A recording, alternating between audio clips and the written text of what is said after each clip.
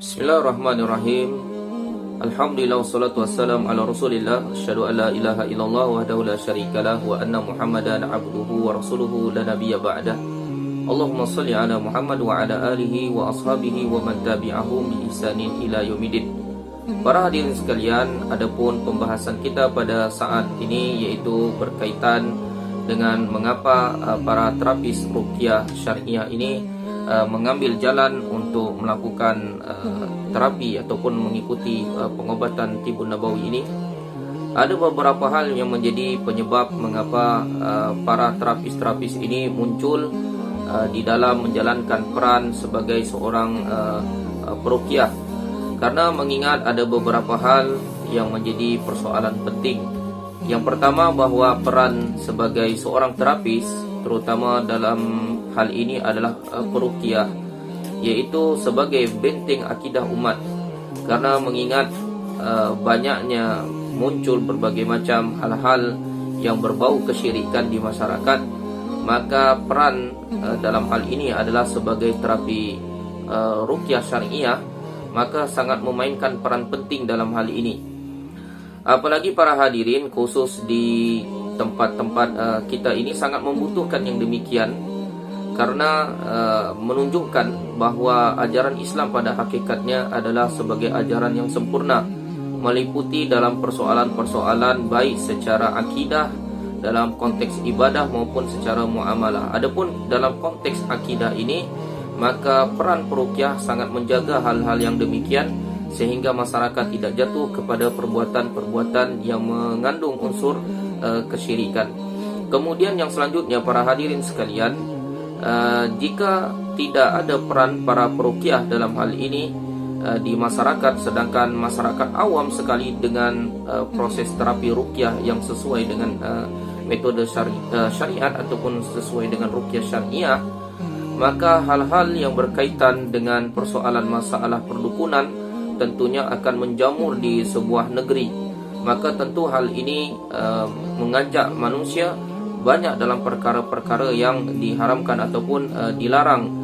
Karena mengingat di masyarakat kita ini kebanyakan adalah masyarakat yang awam berkaitan dengan masalah akidah.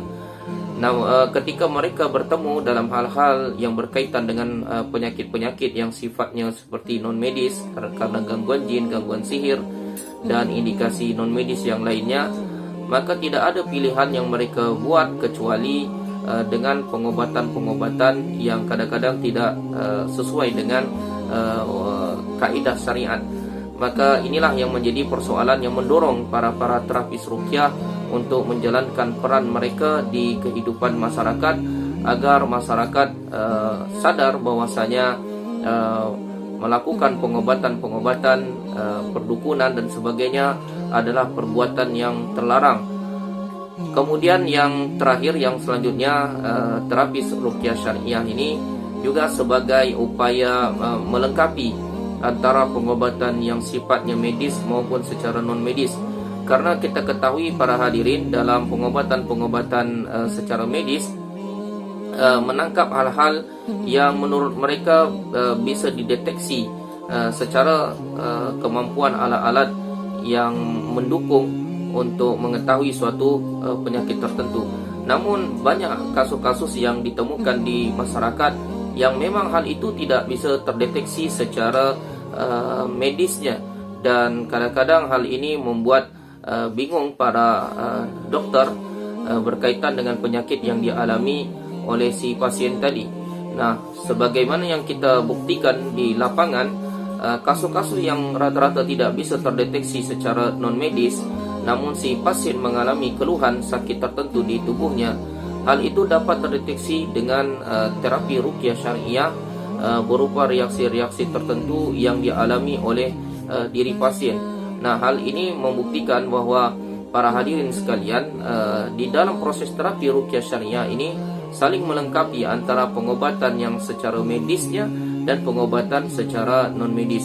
Karena kita sebagai seorang muslim diajarkan dalam perkara-perkara konteks akidah, keimanan kita kepada Allah Subhanahu wa taala, yaitu beriman kepada perkara-perkara yang gaib, Sebagaimana Allah berfirman di antara ciri-ciri orang-orang yang bertakwa itu, dzalikal kitabul la raiba fihi hudal lil muttaqin alladzina yu'minuna bil ghaib. Jadi ciri-ciri orang-orang yang bertakwa di antaranya adalah mereka beriman kepada perkara-perkara yang gaib. Nah, perkara-perkara yang gaib termasuk seperti adanya sihir, adanya gangguan jin, adanya gangguan-gangguan secara penyakit non medis.